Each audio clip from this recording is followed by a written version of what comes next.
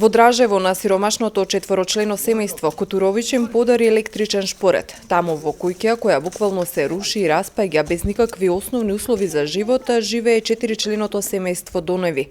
Со болни деца и сопруга, 64 годишниот Стоил вели дека е оставен на милост и немилост.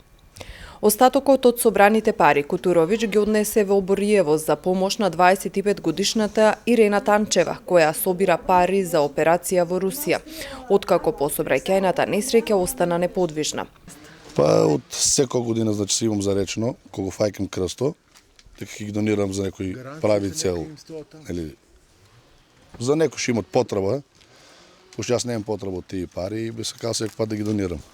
Така, еве овој пат во семејството во Дражево и каде уште планираш? Да, во Дражево имам плюс уште на 2 места. У Струмица има за некоја жена и исто за некој детенце. Да. Дали ова е пример што треба да го следат и останатите граѓани кои што може секој пат во било која прилика да донираат на оние кои што има најпотребно? Значи това е еден добар пример за сите граѓани, например, што имат можност и што сакат да донират на некој да му помогнат.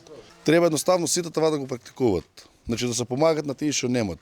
Од леснење на нас што имаме, например да кажеме, колку толку има за се, треба да се дава и за тие што немат да живеат и они.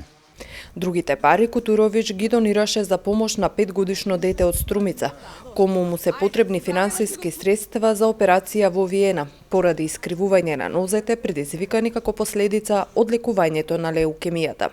Кутуровиќ вели дека овој негов пример треба да го следат сите.